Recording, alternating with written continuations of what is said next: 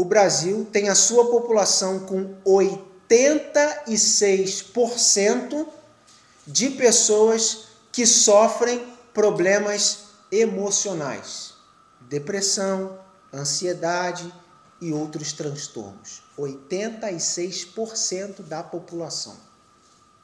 O Brasil é o 5º país do mundo onde se consome mais antidepressivos, porque é o 5º país do mundo que mais tem pessoas em depressão.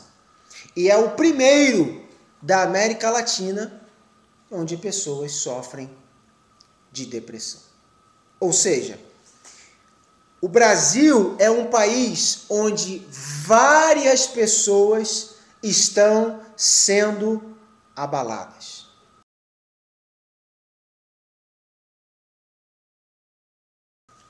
Salmo 15 diz assim: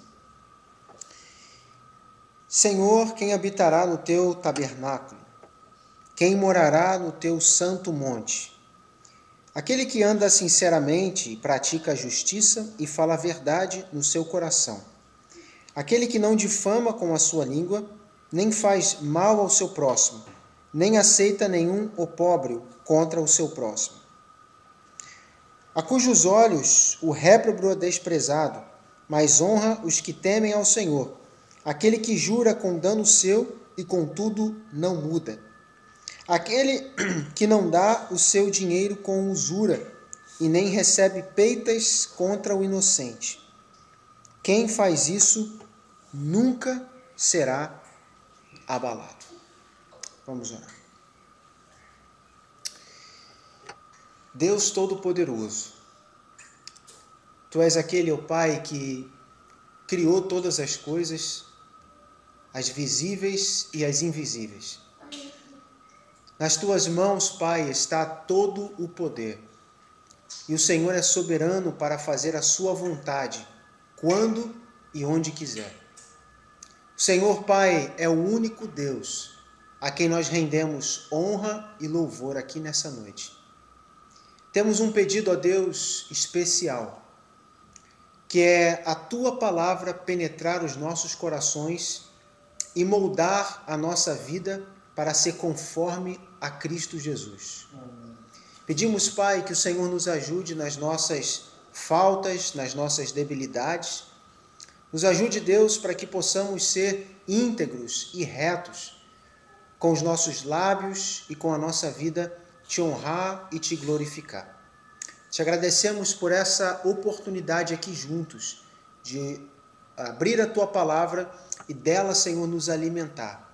Fala conosco, Senhor, por intermédio do Teu Espírito Santo, no coração de cada um aqui, Senhor, aquilo que cada um precisa ser ensinado, exortado, precisa ser, Pai, encorajado. Pedimos, Pai, em nome de Jesus. Amém. Eu tenho lido todos os dias ou quase todos os dias, uma porção dos salmos que Davi ele escreve. Justamente porque Davi passou por momentos de tribulação, momentos de dificuldade, e eu estou lendo para entender muitas vezes como Davi ele se comportava em momentos de dificuldade, luta, como que ele lidava com as circunstâncias que ora estava boa e ora as circunstâncias ao seu redor estava difícil. E o capítulo 15 dos Salmos, lá no versículo 5, a última frase diz assim: quem faz isso nunca será abalado. O termo abalado, ou não estar abalado, é que ele diz nunca será abalado, significa uma pessoa que ela não vai cair, uma pessoa que ela não vai esmurecer, uma pessoa que não vai ter oscilações, é uma pessoa que vai permanecer firme. Agora, não significa o fato de o texto estar dizendo nunca será abalado, isso não significa nunca passar por momentos de dificuldade e luta. Não é isso que o texto está dizendo. O que o texto vai dizer é que, independente das circunstâncias que estejam acontecendo, seja interno ou seja externo, essa pessoa, de acordo com o texto aqui, não será abalado, não será quebrado. Ou seja, ele permanecerá firme e fiel, independente das circunstâncias. E esse é o título da mensagem, que é Como não ser abalado? Como vencer momentos de abalo na vida cristã? Como que conseguimos vencer? Porque é inevitável que situações difíceis, circunstâncias que por muitas vezes são temporárias, mas elas vêm na vida do cristão, vêm na vida do crente para o provar, para o tentar, para o testar. Isso é inevitável. Mas como que em meio a lutas, tempestades, dificuldades, como ainda se manter firme e como ainda vencer? Como que Jó, mesmo em meio a tanto sofrimento, tanta perda, perdeu a família, perdeu a esposa, perdeu os seus bens, perdeu até mesmo a sua dignidade diante dos outros, porque as pessoas nem acreditavam nele, estavam acreditando mais. Ele dizia que não tinha cometido nenhum erro, nenhum pecado, e as pessoas estavam ali, seus amigos, dizendo que sim. Como é que pode? Como é que pode, Jó, essas coisas todas estarem acontecendo com você? Na verdade, Deus está te retribuindo.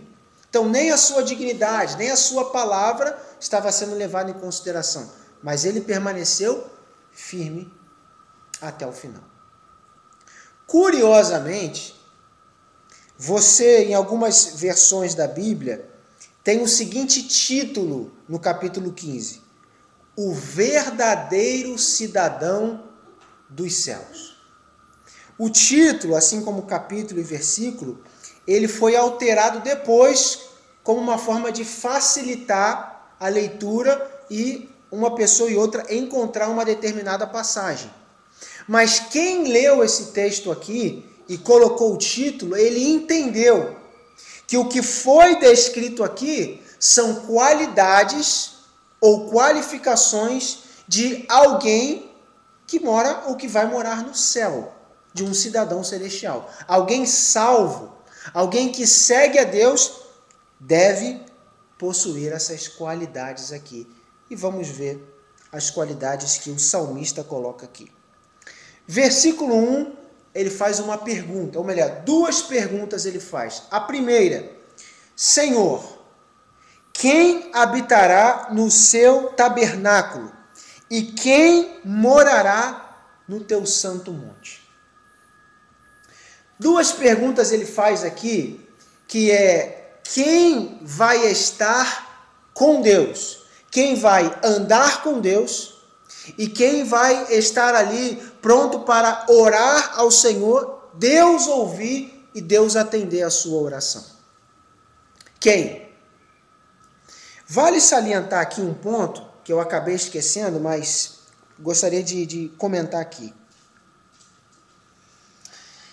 No versículo 5, quando fala sobre quem faz isso nunca será abalado, pasmem, mas o Brasil, pelas pesquisas que eu vi, o Brasil tem a sua população com 86% de pessoas que sofrem problemas emocionais, depressão, ansiedade e outros transtornos. 86% da população. O Brasil é o 5º país do mundo onde se consome mais antidepressivos, porque é o 5º país do mundo que mais tem pessoas em depressão. E é o primeiro da América Latina onde pessoas sofrem de depressão. Ou seja, o Brasil é um país onde várias pessoas estão sendo abaladas. Não possuem mais a sua alegria, não possuem mais sua vida muitas vezes normal, comum, sofrem de alguma coisa. Às vezes guarda, ninguém sabe, mas sofre aquilo por dentro. Falar disso do mundo, ok. Mas o que o texto está querendo propor aqui é que a pessoa fiel, o cidadão dos céus, ele não vai ser abalado, ele permanece fiel. Vem lutas, vem dificuldades, vem problemas, mas ele permanece fiel. Então, voltando, duas perguntas. Quem vai andar com Deus? Será que qualquer um anda com Deus? Será que qualquer um pode orar, ter acesso a Deus, conversar com Deus e Deus atender?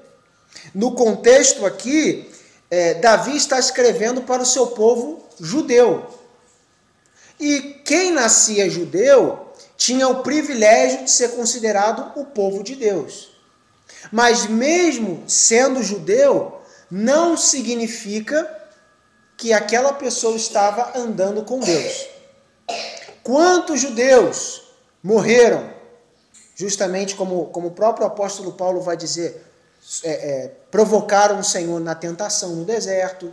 Quantos foram adúlteros? Quantos foram idólatras? Então, o fato deles terem nascido judeus não garantia que Deus estava com eles. Da mesma forma, o fato de uma pessoa ir à igreja, ser batizado, ter a sua carteirinha lá, membro da igreja tal, desde tal, não significa que aquela pessoa anda com Deus. Não significa. Muitas pessoas se apoiam e colocam uma anestesia na mente pelo fato de, eu estou indo na igreja, não, eu já fui batizado, não, eu estou ali inserido nas atividades da igreja, então Deus está satisfeito comigo. Mas será que isso basta? Será que o fato de ter essas atividades e fazer estas coisas já basta para Deus? Já é o suficiente? Vejamos. Ele começa a pontuar algumas coisas aqui sobre quem vai estar com Deus, quem vai habitar com Deus. Primeiro, aquele que anda sinceramente. O termo sinceramente significa por inteiro, sem parcialidade, com inteireza. Aquele que vive lá e cá, esse não vai habitar com Deus. Esse não vai andar com Deus. Então, se eu falo uma coisa aqui, mas vivo outra, eu não vou andar com Deus. Porque eu não estou vivendo em inteireza, eu estou vivendo em parcialidade. Se eu pareço uma coisa, não apenas falo, mas pareço uma coisa aqui, mas quando termina e eu escondido faço outra coisa, parcialidade. Deus não aceita. Então eu posso orar, eu posso me parecer espiritual, eu posso me parecer cristão, mas é simplesmente, como diz, queimar cartucho. É simplesmente viver à toa. Por quê? Porque Deus não aceita. Deus, veja, Deus, ele não precisa do ser humano. Ele não precisa do ser humano. Se Deus quiser, num estalar de dedos, acabar com a raça humana inteira, como ele já fez, e começar de novo, ele pode fazer num simples estalar de dedos. Foi assim que ele fez com o dilúvio. Mandou um dilúvio, acabou com a raça humana, vamos dar mais uma oportunidade, vamos começar com Noé. Sodoma e Gomorra, naquela situação, vamos dar mais uma oportunidade, tirando Ló e exterminando Sodoma e Gomorra. Ou seja, Deus não precisa do ser humano. Se não existir ser humano, Deus continua ainda sendo Deus. E isso é simples, fácil de entender.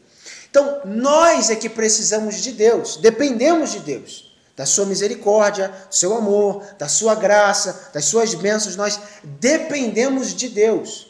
Portanto, viver uma vida parcial, viver uma vida relaxada, como se Deus estivesse ali implorando, necessitando de nós, não, eu vou viver uma vida aqui relaxada, de qualquer jeito, afinal, Deus ali me ama tanto, Deus ali se importa tanto comigo, que Ele não vai fazer questão disso ou daquilo. É um engano, é uma cegueira.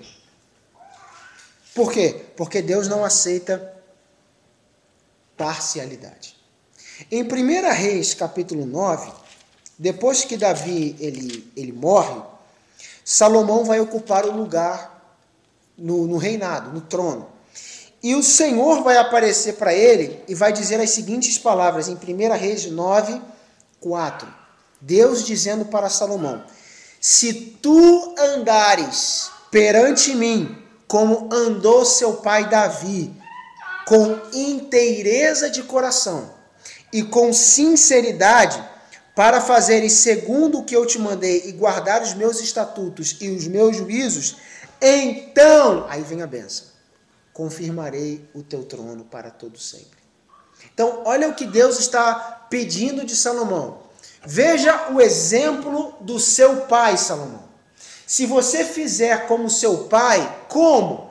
Se você andar com inteireza de coração, ou seja, com o seu coração inteiro, com a sua vida inteira, não é metade, não é 80%, 90%, 99%, é 100%.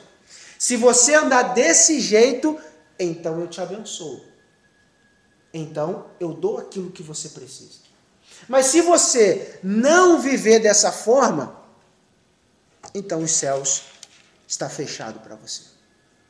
As pessoas correm atrás de Deus para receber as bênçãos. Ah, Senhor, me abençoa, me ajuda, isso, aquilo outro.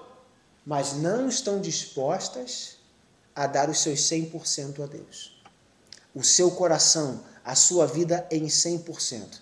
Tem sempre uma justificativa, tem sempre uma desculpa. Ah, Senhor, o Senhor entende, o Senhor sabe, e por aí vai. Verso 2, ele ainda diz: aquele que pratica a justiça e fala a verdade no seu coração. Quem pratica a injustiça é injusto. É injusto. E quando ele diz o termo, fala a verdade no seu coração, ou em algumas versões, com todo o seu coração, ele fala a verdade, então significa que aquela pessoa não apenas fala a verdade, mas ele vive a verdade. Com todo o seu coração, de maneira sincera, ele está vivendo na verdade. Não há mentiras, não há hipocrisia, não há falsidade, não há nada desse tipo. Há apenas a verdade. Mas não é a verdade que nós concebemos verdade. É a verdade que está escrito nas Escrituras. É a verdade que Deus considera como verdade.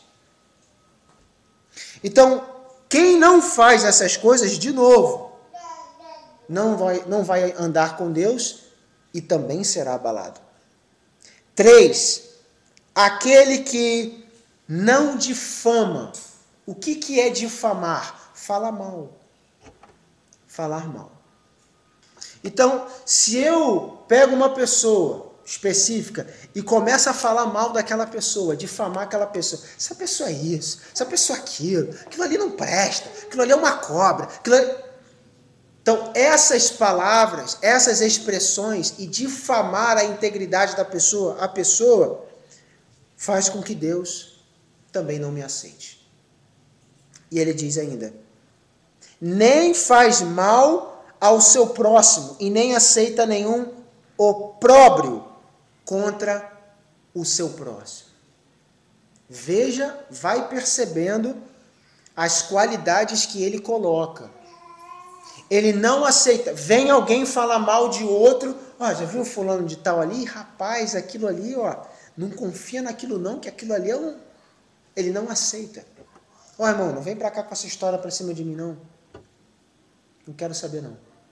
Ele não fica aceitando. É mesmo? Fulano de tal é assim? Rapaz, eu não sabia. Não, ele não faz esse tipo de coisa. Ele não aceita. Ele repudia essas coisas. Ele não quer saber.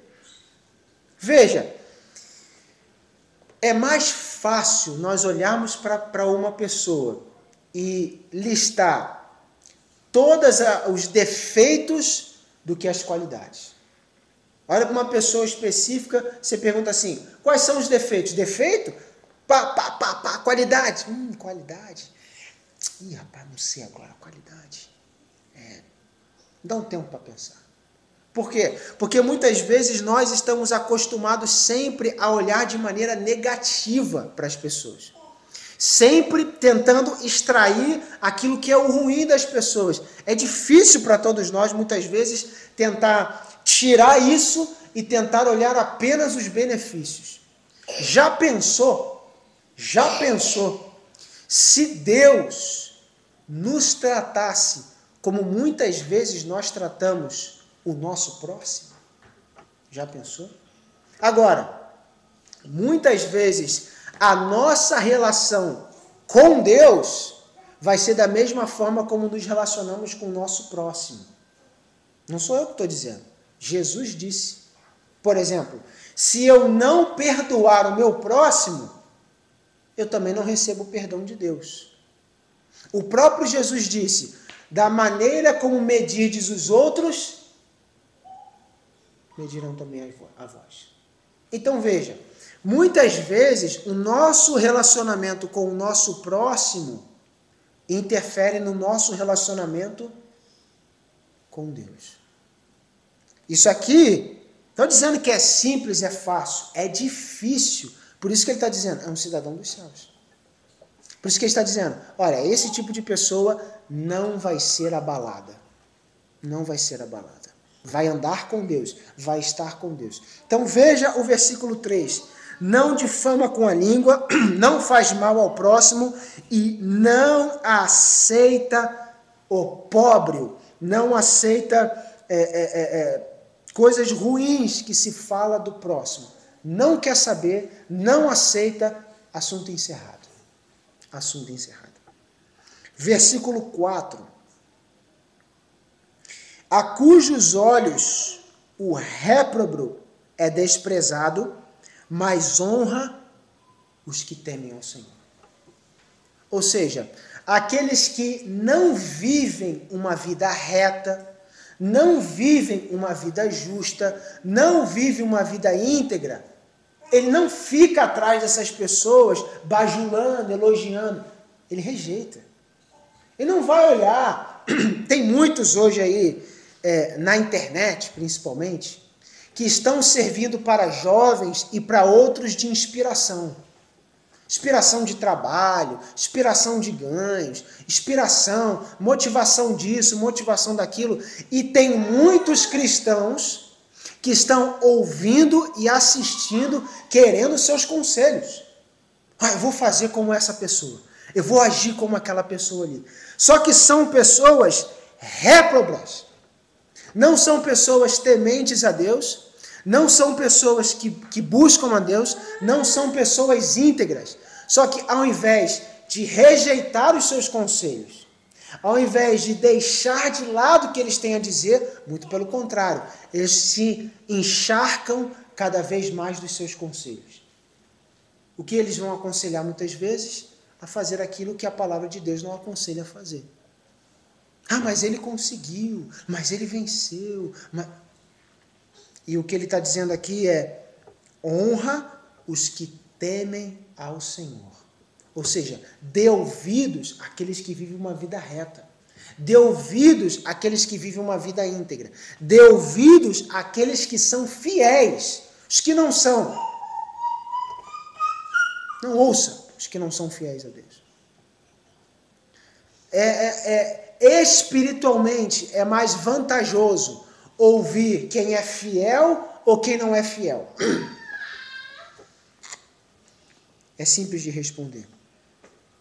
Aí ele diz ainda, versículo 4, aquele que jura com dano seu e contudo não muda. Ou seja, ele fez uma promessa, eu vou agir assim, eu vou fazer desse jeito. Mas no meio do caminho ele descobriu que ele vai sofrer algum dano. Puxa, mas aí eu vou perder. Se eu continuar com a palavra que eu disse, eu vou perder. Puxa, eu disse que eu faria, mas se eu fizer, eu vou ter prejuízo. Mas por ele ser um cidadão do céu, por ele aqui não querer ser abalado, ele não muda. Ele permanece do mesmo jeito, da mesma forma. Versículo 4, ele vai dizer o seguinte no final, que ele não muda, e Jesus vai dizer o seguinte: seja o seu sim, sim, e o não, não. E o que passa disso vem de quem? Do maligno. Do maligno. Se eu falo algo, ó irmão, pode esperar que eu vou fazer, e não faço, do maligno. Ó irmão, não vou fazer não, mas na verdade eu faço, é mentira. E o pai da mentira é o maligno. E versículo 5. Aquele que não dá o seu dinheiro com usura, ou seja, com juros, ele não vai tirar vantagem do outro. Ó, toma aqui 100 reais, mas quando você for me devolve 200. Estou te ajudando agora, mas amanhã você... Não, ele não faz isso. Ele não dá esperando o lucro. Nem recebe peitas contra o inocente. Alguém está falando contra o inocente, a pessoa não fez nada e ele está recebendo aquilo, ouvindo aquilo, para depois poder também ir contra o inocente. Ele não faz isso. Então isso serve o seguinte para a gente. Se você não tem certeza sobre alguma coisa, procure, antes de mais nada, saber exatamente o que aconteceu. Nunca vá pela cabeça de ninguém. Porque as pessoas, muitas vezes, elas sempre, na maioria das vezes, quando se tem uma disputa, os dois lados são vítimas. O daqui, não, foi ele que começou, e o daqui, não, foi ele que começou. Nunca, geralmente, não, fui eu realmente que comecei, eu estou errado. Geralmente, os dois são vítimas. E aí, esse daqui, num momento, chega para você e vai dizer o quê? Não, foi ele que começou, ele agiu assim. E ele vai embora, e o outro vai chegar, não, foi ele que começou, foi ele que agiu. E aí, o que você vai fazer? Então, nunca tome partido de ninguém. Seja justo, seja reto, ou seja, procure saber exatamente o que aconteceu. Vem cá, o que realmente aconteceu? Por exemplo, briga de marido e esposa. Aí você conversa com o marido, e o marido começa a falar, minha esposa é isso, minha esposa é aquilo, ela... E aí você pensa assim, realmente essa mulher é muito complicada, hein? Essa mulher, se bobear, precisa até de conversão. Por quê? Porque você ouviu um lado da história. Você não ouviu o outro. Ele se fez ali como vítima. Se você conversa com a mulher, você vai sair com outra cabeça. E não, esse homem aí, meu amigo, isso aí precisa de um tratamento sério, porque do jeito que está, porque você está ouvindo apenas um lado da história. Então é o seguinte, não receba peitas contra o inocente, ou seja, saiba exatamente o que aconteceu para você não fazer um julgamento errado. E aí ele conclui, versículo 5, quem faz isso, essas coisas que estão descritas aí, não será abalado. Permanecerá firme e fiel. É claro que as circunstâncias ruins, elas vêm. E às vezes vêm pesado. Momentos que menos se espera, menos se está preparado, elas vêm e vêm forte e vêm com tudo. E é justamente para abalar. Justamente para fazer a pessoa perder a fé, a crença, fazer a pessoa desanimar e viver. Agora, quer saber? Eu vou viver só no automático. Quero mais saber de nada, não quero mais compromisso com nada, não estou nem mais aí. Elas vêm, as circunstâncias ruins, elas vêm para isso. Mas aquele que é um cidadão do céu, vem essas coisas e ele não é abalado. Ele permanece íntegro, ele permanece fiel. Porque Deus está com ele. Independente, no pouco ou no muito, Deus está comigo. Agora, momento difícil, amanhã no momento de glória, Deus está comigo. E é isso que importa, é estar com Deus. Porque se Cristo volta neste instante, nesse momento, muitos que estão vivendo uma vida excelente na terra, sem problema nenhum, infelizmente, não vão partir para a glória eterna. E muitos que estão no sofrimento vão partir para a glória eterna. É só lembrarmos da história do rico e do Lázaro. O Lázaro, naquele sofrimento, naquela tristeza, morreu. Todo mundo passava e falava, coitado, olha lá. Viveu a vida toda na desgraça. Ó, meu filho, tá vendo? Estudem. Seja alguém na vida, que senão você vai ser igual o Lázaro. Você vai viver na desgraça aí, ó, coitado, na porta do rico aí, não recebia nada. Passando fome, dificuldade, ó, não quero você assim não, hein? Só que mal sabia que do outro lado, quem estava sofrendo era o rico. E quem estava descansando era o Lázaro. Então as pessoas, elas têm o costume de olhar apenas esta vida. Apenas olhar, como disse um certo pregador uma vez, as pessoas, elas não querem o céu no céu. Elas querem o céu na terra.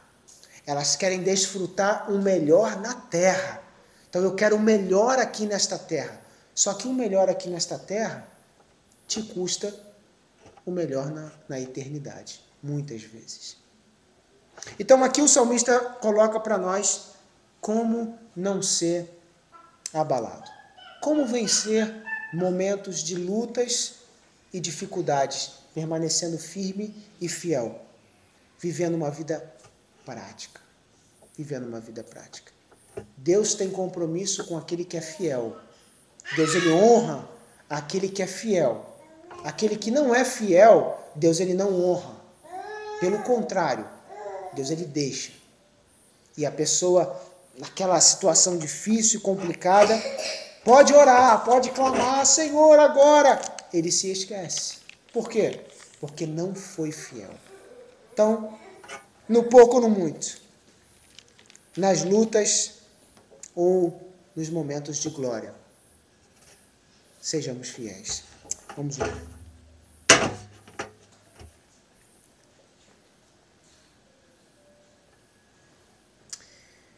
Santo Deus, Pai querido, pedimos, Senhor, a Tua ajuda,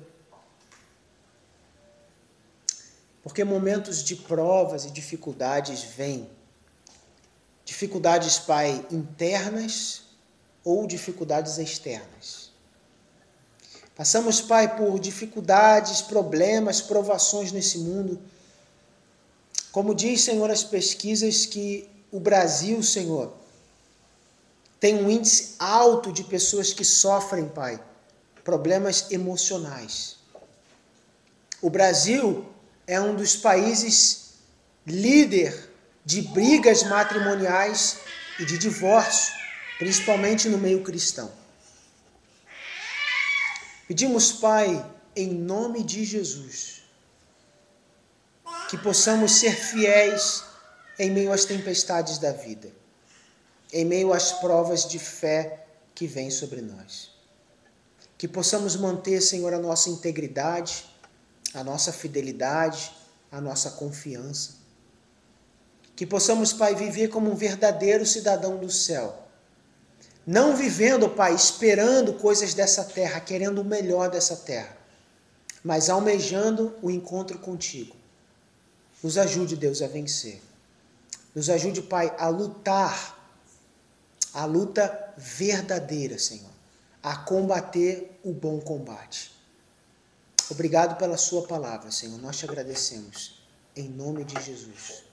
Amém.